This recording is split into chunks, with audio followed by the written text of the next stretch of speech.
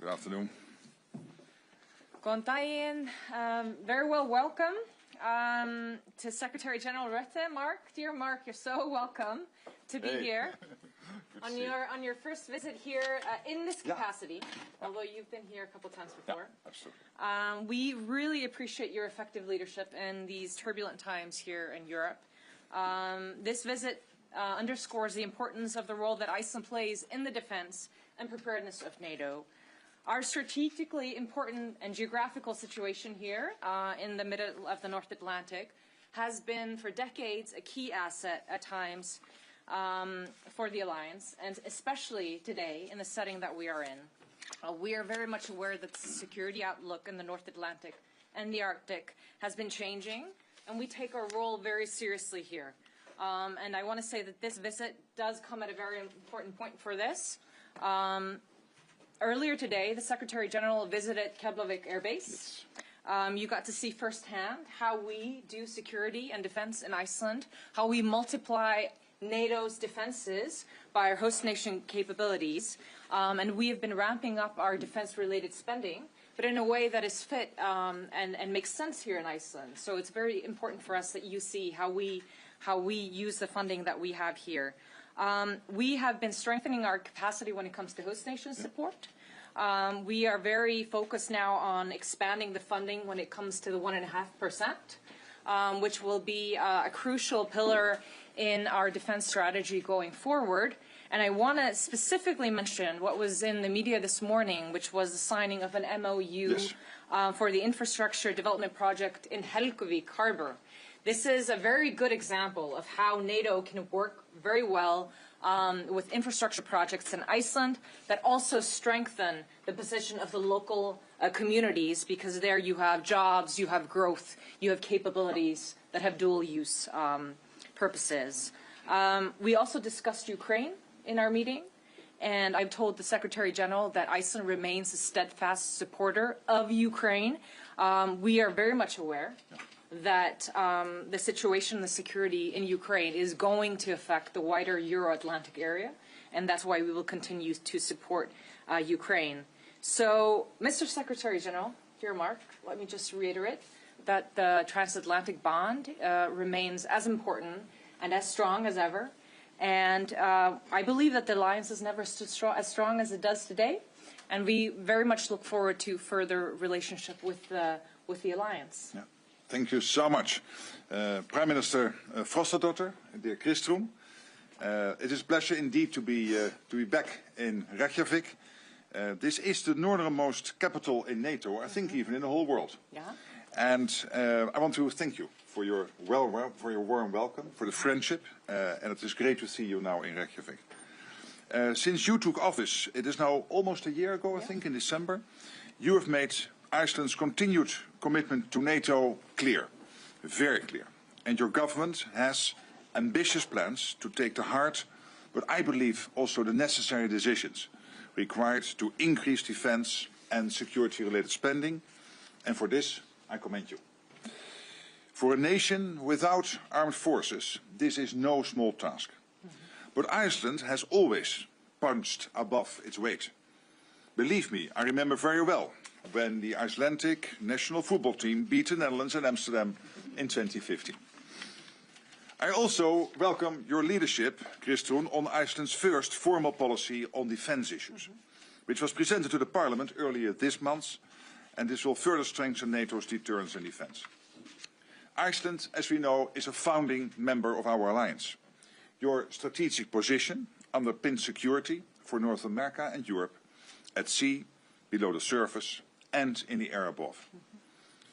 You operate critical air defence and surveillance systems as part of NATO's integrated air and missile defence. And you provide facilities, infrastructure and host nation support at Keflavik for regular air policing. And indeed, it was a very impressive visit. Your leadership on resilience and civil preparedness is second to none. Earlier today, indeed, with Foreign Minister Gunnarsdottir, I flew over the southern peninsula, where repeated volcanic eruptions have forced the people of Grindavik to leave their homes again and again. The lava barriers built to protect the town and critical infrastructure are impressive and very practical.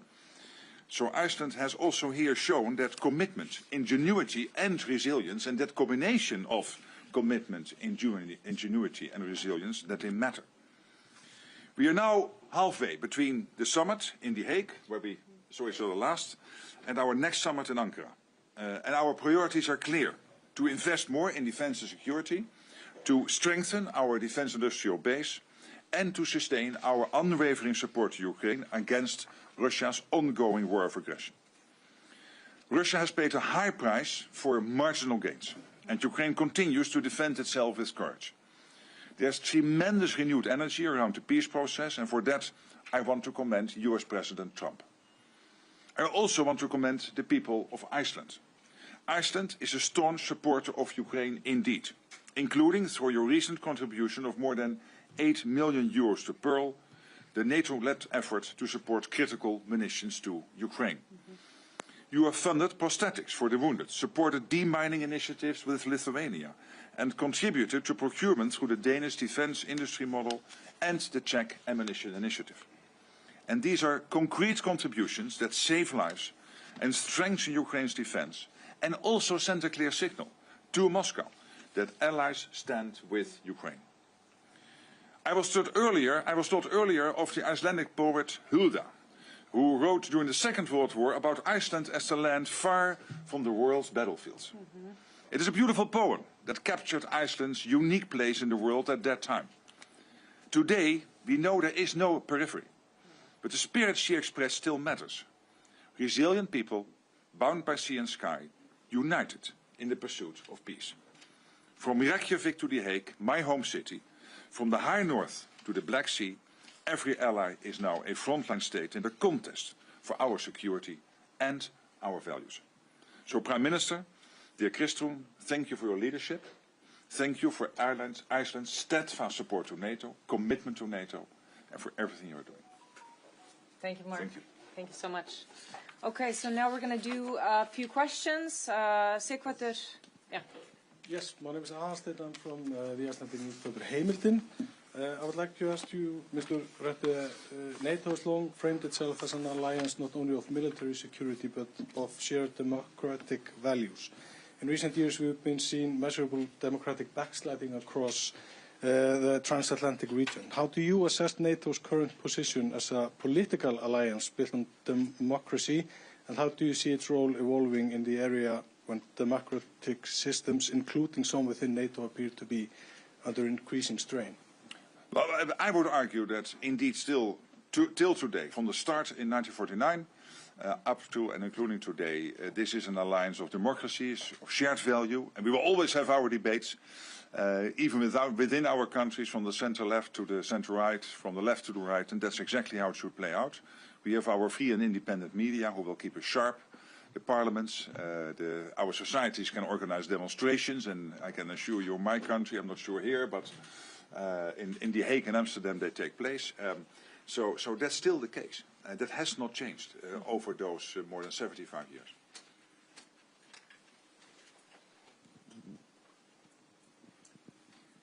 Hólmfríður Maria from Morgunblaðið and MBL.is. Hi. Mr. Secretary General, what are the most important investments Iceland needs to make to strengthen its national security, and will NATO help Iceland with this development? Yes, and well, basically we decided this together. So we had a whole process in NATO where we agreed on sorry for the NATO language, the capability targets, so what each country has to deliver. And of course, Iceland is unique because you do not have a military, but you do have your investments in everything related to defense and security spending. So when it comes to air defense, when it comes to surveillance systems, and as a country, you are the eyes and ears for many of us in NATO. This morning, when I was visiting the base, I was really impressed by the fact that all the countries there told me that one of the things Iceland is very good at is host nation support, because you host a lot of military from other countries. Yeah. who are doing extremely important work here. And host nation support is therefore crucial, so that people like to come here.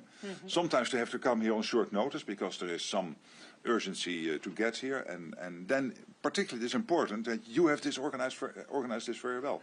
And you did.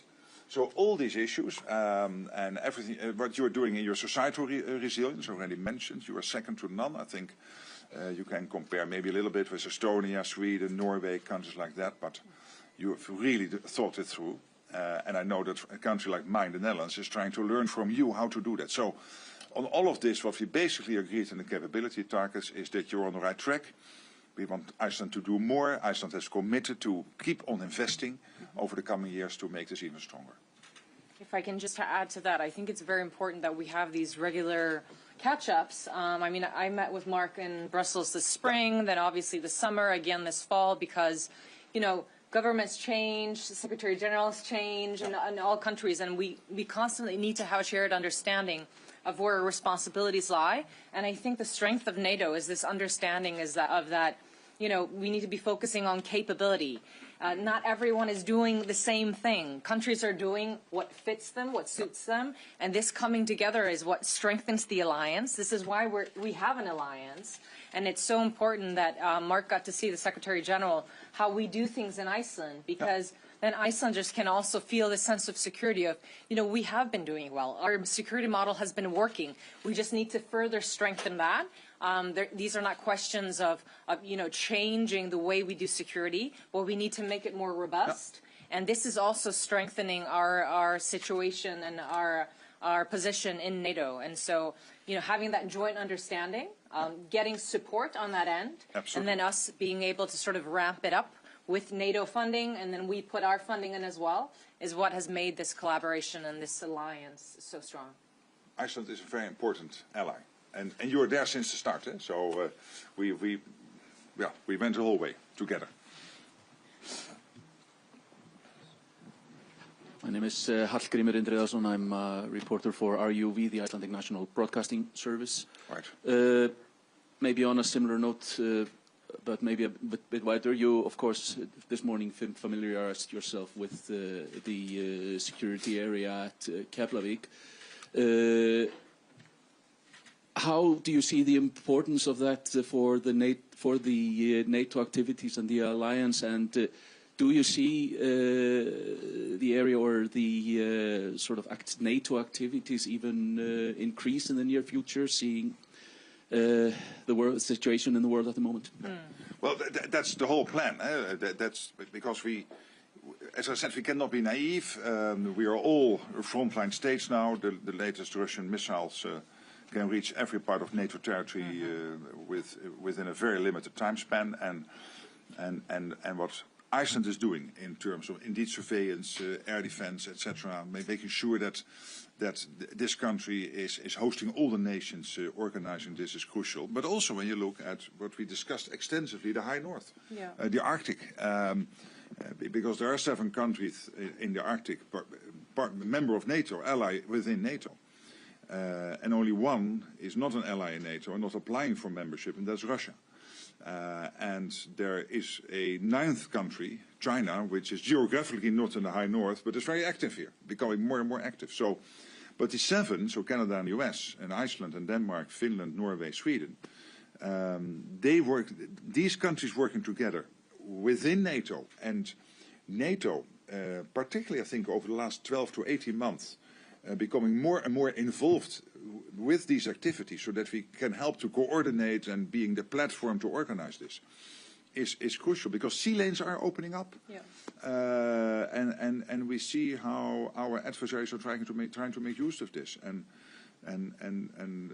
we discussed the visit of Jonas Støre, the Norwegian Prime Minister, to the White House, where he showed that map to President Trump, saying, hey, here you have these huge submarine bases in Russia. They are not there to attack Norway. They are there to ultimately attack the United States.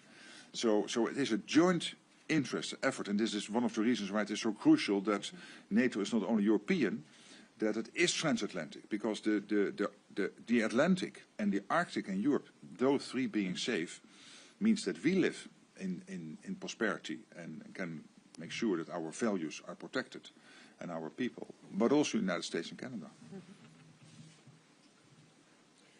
Hello, Secretary Hi. General. My name is Margaret, a reporter from Scene newsroom. Right. You talked a little bit about the Arctic, and I want to further ask you about, given the growing tension between NATO and Russia, how do you envision Iceland's role, in particular, with the alliance, both strategically and politically, in the coming years? Quite crucial, because Iceland is also a convening power. As you are, I think we started with 10 allies in 1949, Kadri, if I'm correct? 12. In 1949 we started with 12, and now we are 32. Iceland was one of the 12 original founding nations within NATO. And Iceland has always been a country which was able to be the platform, and you still do that. You still organize regional conferences, sometimes even superseding regional conferences to organize, to bring the people together. So that's one. The other is, of course, that you are, as I said, the eyes and the ears, because for the technology which is here, your unique geography, your unique people, your a very proud nation. And that means that over the years, people have always thought, yeah, Iceland is not a threat, but Iceland is relevant, is important, and punches above its weight. So I hope that will continue. And then we discussed it, and the Prime Minister offered it and said, hey, wherever we can help within NATO to organize, be it the High North and other issues, we want to be that platform, and I'm sure we'll make use of that. So that would be in addition to the previous answer to the relevance of the High North, because it was always relevant, but I think with what is now happening in geographically, but also physically, with the sea lanes opening up, we have to be careful, and we need to protect ourselves.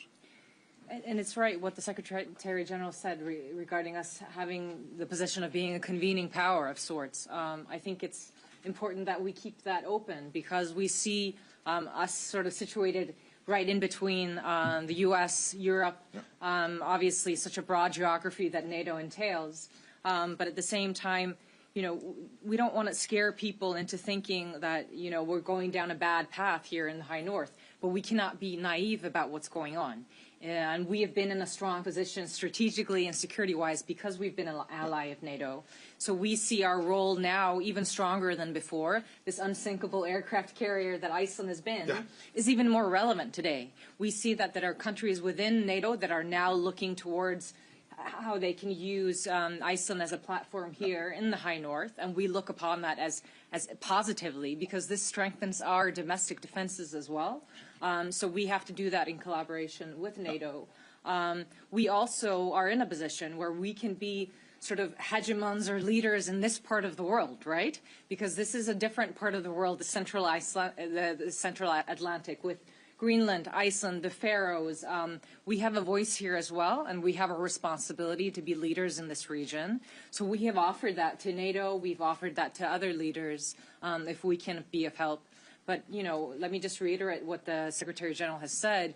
You know, our position is not going to change. We will still be a host nation, focused on infrastructure, focused on air surveillance, being the eyes and ears, such a good phrase, right, for NATO. But we need to step up our investments. We can do that in a positive way for the domestic public as well here in Iceland, and we see a lot of opportunities. And if I just reiterate, this infrastructure development project announced in Reykjavik today is such a good example of the positive work that we can do together.